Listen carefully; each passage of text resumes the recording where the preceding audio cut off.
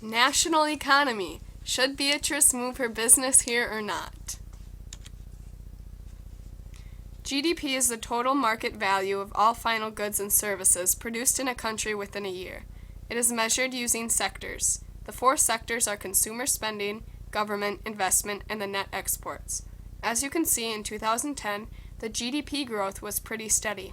However, in 2011, the GDP did not consistently grow, and the lowest growth rate occurs. In 2012, the growth rate is also pretty steady, staying between 1 and 2%. Here is a map of each state's GDP growth rate. The ones in dark blue have the highest growth, whereas the ones in gold have the lowest. It seems to us that North Dakota has the highest growth rate and Wyoming the lowest. We predict that the GDP will continue to grow between 1 and 2%. Inflation is the sustained increase in the average price level of the whole economy. This is measured by the CPI, or Consumer Price Index. In 2010, the inflation rate was decreasing and stayed low until 2011. This is not good because the money supply wasn't expanding very much.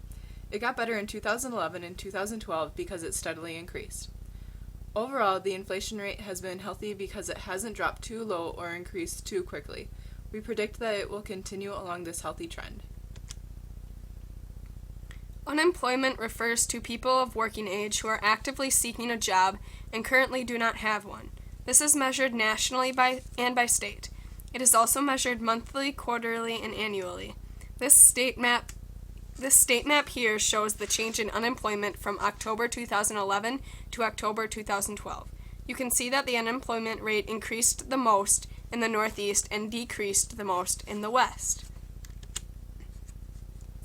The unemployment rate is currently at 7.9% and has been slightly declining since November 2010. We predict it will continue with this pattern. Aggregate supply is the total amount of goods and services businesses are willing and able to supply in the national economy. As you can see, a few things that make aggregate supply shift are resources, price levels, and technology. Aggregate demand is the total demand in the national economy. Some factors that can shift this include price levels, jobs and income, and the GDP. So Beatrice should move her health food store chain to the U.S. because the GDP has a steady increase, inflation has been at a healthy level for at least a couple years, and unemployment seems to be slightly declining. This gives her plenty opportunity for business because people are spending money and there are people eager for jobs. She should put her chain in North Dakota because the GDP is growing the most and unemployment doesn't seem to be too bad.